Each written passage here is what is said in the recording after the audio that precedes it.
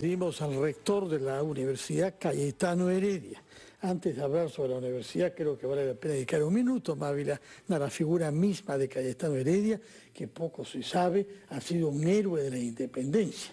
Un joven médico, nació en el año 1797, que participó en las guerras y que puso su ciencia médica al servicio de la causa independentista. Creo que incluso hizo la autopsia de Sánchez Carrión en el año 23, ¿no? De manera que está entre las primeras personas que han trabajado como médicos en el marco de nuestra independencia.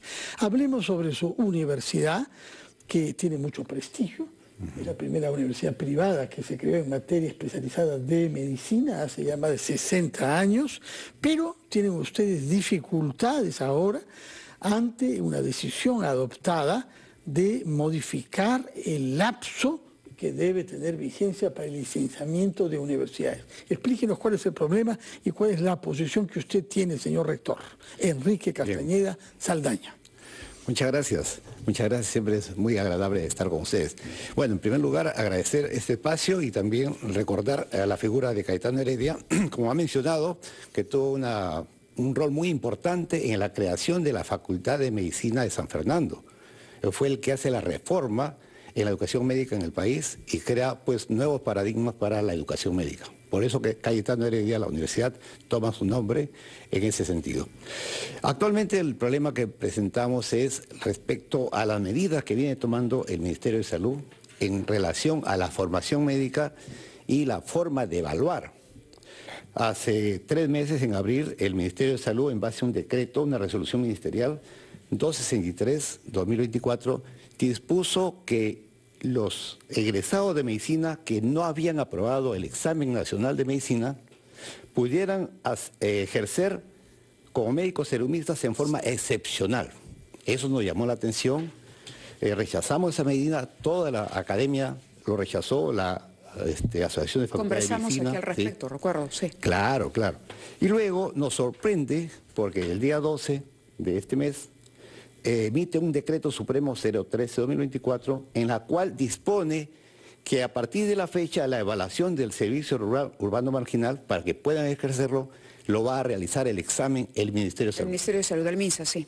Entonces cambia la regla de juego en una situación bastante incierta porque genera un problema muy serio para los estudiantes y los egresados. ¿Cómo así? ¿En qué consiste exactamente para que entendamos el problema? Las facultades de medicina hace 22 años establecen el examen nacional de medicina como una forma de evaluar a los egresados para definir si estaban o no aptos para el ejercicio de la medicina. Eso se constituye como el examen nacional de medicina. No, claro, y eso le corresponde a las universidades. A la academia. Y en este caso lo va a hacer el Ministerio. El Ministerio de Salud. Pero ¿con qué criterios? Justamente ahí viene el tema, porque no tiene una competencia y más aún académicos que puedan hacer un examen. Este proceso ha ido mejorando en estos 20 años y ya prácticamente la Asociación de Facultades de Medicina ha ido perfeccionando el examen. De un examen muy básico fue mejorando hasta evaluar competencias mucho más complejas. Claro, porque además se empezaría ya a politizar, podríamos decir de alguna manera, ese examen, tomando en cuenta que los ministros cambian, cada uno tiene una línea distinta, dejar en manos del Ministerio de Salud un examen que debería ser muy riguroso a nivel profesional y a nivel académico es peligroso, por decirlo menos. Así es. Claro. Para no hablar además de toda la logística que supone. Desde luego. Para tener una idea, para realizar este examen, las facultades de medicina convocan a los docentes, hacen una reunión de capacitación para prepararse en formular exámenes que van requiriendo pues una especialización en varios campos, pediatría, medicina, cirugía, todos los campos de la medicina, incluso salud pública, epidemiología, todo lo que tiene que ver con la formación del médico. Estos son evaluados cada año y requieren una logística que se toma a nivel nacional con sincronización. Los académicos que forman este examen tienen que cumplir un riguroso preparación y evaluación. Y luego de eso es que se toma el examen. Y es así como ven ustedes los resultados. Y llama la atención que varias facultades de medicina tienen egresados que más de su 60 o 70% no aprueban el examen. Lamentable, ese es un dato lamentable, nos vamos a quedar con él para ir a pausa. Más del 60% de los estudiantes que terminan de estudiar medicina no aprueban el examen nacional. Y a ellos los quiere el ministro enviar a trabajar en el cero, es decir, ante la gente más vulnerable de nuestro país. Exactamente. Nos va a explicar, por favor, qué le va a decir usted al ministro personalmente, porque veo que está pidiendo una cita con él para hablar sobre este tema. Nos vamos a la pausa de la hora, Mávila. Estamos conversando con el rector de la Universidad Cayetano Heredia, que como sabemos está especializada en medicina y en ciencias de la vida. Se trata del doctor Enrique Castañeda, y nos había dado cuenta de una decisión que él juzga equivocada, que es permitir que los alumnos que no han aprobado el examen nacional de medicina puedan oficiar como médicos en los lugares más apartados de nuestro país y en los barrios periféricos de las ciudades, tal como corresponde al CERUM. Ahora bien, el otro tema que queríamos hablar con usted, y que lo ha mencionado Mávila Huertas, es el tema del licenciamiento de las universidades, porque ha habido durante años anteriores un impulso para mejorar la calidad y la exigencia académica.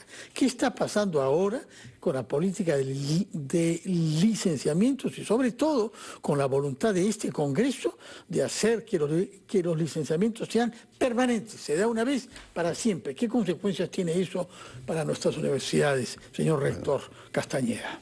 Yo creo que el Ejecutivo, junto con el Legislativo, parece que jugaran en pared en el deterioro de la educación y la salud. Porque este licenciamiento permanente a quien más va a perjudicar es a las universidades nacionales.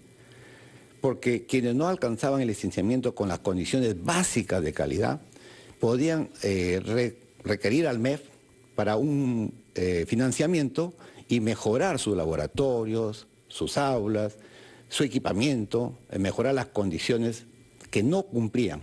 Precisamente para lograr ese licenciamiento. Entonces, al relicenciarse, después de los 6 años o 5 años que le daban el licenciamiento, tenían que volver a... Le ponía la valla alta a las universidades del Estado. Exactamente. Entonces, esto lo que va a generar es que las universidades privadas con fines de lucro masivas puedan hacer lo que quieran. O sea, se ha desregulado el sistema de educación nacional. Y eso es peligroso para la juventud, porque estamos bajando la calidad y yo creo que sin calidad no hay futuro para nuestros estudiantes. Hay quienes lo escuchan y dicen, pero ¿de qué manera se baja la calidad? Porque igual tienen que competir para atraer estudiantes. ¿Cómo así es el impacto? A ver, al no regularse el sistema, por ejemplo, el licenciamiento de las carreras de medicina, que estuvimos ya iniciado, se paró el año 23 en enero, al cambiar la SUNEDU. Habíamos licenciado 10 carreras de medicina de las 50 facultades, pero no se continúa. Entonces, ¿qué ha sucedido? Las facultades con menos calidad se vuelven masivas y atraen más estudiantes. Menos precio, más estudiantes. Pero menor calidad en la educación. Menor calidad. ¿No? Entonces, pero no pasan la valla, no pasan las exigencias mínimas de calidad. Y ahora yo digo, ¿cómo garantizamos que los médicos formados tengan una calidad que vaya a mejorar la salud de la población? Porque si se forman en universidades cuyo licenciamiento podría estar en duda, es decir, la calidad. Y luego además tenemos el agravante del examen en manos del ministerio. Claro, entonces, la figura se completa. Claro, la figura se completa. Así es. ¿No? Entonces, ¿de qué estamos hablando? De elegir y poner médicos a dedo. Así es, exactamente. Más o menos. Exactamente. Yo creo que ahí se genera un problema muy serio porque estamos poniendo en manos de profesores de educación que también han sido nombrados sin aprobar los títulos y ahora médicos que no aprueban exámenes que vayan a atender. Hay además también una suerte de campaña que se percibe en el Parlamento por crear universidades.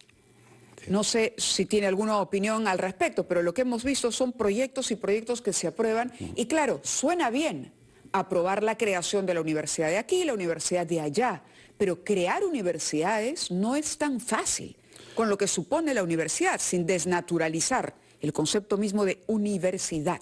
Sí. Ahí es peligroso porque es populismo puro, es crear universidades de papel para que luego la población exija las condiciones de que ya se forme la universidad. pueden estar años en comisiones organizadoras de universidades y generando una expectativa falsa en la población. Y las universidades que ya están creadas no tienen todos los recursos para poder dar una mejor calidad de educación. Entonces hay un deterioro en la educación pública porque las universidades ya históricas, que deberían fortalecerse en sus capacidades para seguir formando buenos profesionales, ha habido un deterioro en su financiamiento y en el apoyo para esas universidades. El crear más universidades no va a hacer mejor la educación. Es crear un engaño a la población, expectativas y sobre todo engañar a los jóvenes. Yo quisiera saber si lo hemos comprendido bien. Nuestro país ha aumentado la cobertura de salud, hay más médicos y la medicina es más compleja que nunca porque se han multiplicado terapias y tecnologías. Y nosotros, en estas circunstancias, estamos retrocediendo. Estamos formando a los médicos cada vez con menos exigencias académicas, guiados por un espíritu de lucro en las universidades y no en mejorar la calidad de los médicos del futuro. Exactamente. Ahí se está dando la figura que usted menciona y donde debería existir una exigencia mayor. Por eso que la ley universitaria anterior, la que han derogado prácticamente, colocaba un énfasis en que las facultades o carreras que deberían licenciarse en manera prioritaria era ciencia de la salud, porque tenían que ver con la vida de las personas, ¿no? Con lo que va a ser el futuro de las personas. Y seguían las carreras de educación. Todo eso ha quedado detenido y paralizado prácticamente. Rector, muchísimas gracias por haber estado acá. Nos ha dicho una verdad dura, Sí. Ávila, pero es importante saberla, ¿no? No, por supuesto. Además, el diagnóstico es, de espanto, ¿no? Así es. Por decirlo menos. Bueno, le agradecemos que haya estado aquí, que nos haya graficado cuál es la situación y sobre todo las repercusiones, de qué manera esto va a afectar no solamente la calidad de la educación, sino también la calidad del servicio que se va a prestar por parte de los médicos formados a su vez en las universidades. Vamos a ir ahora en directo con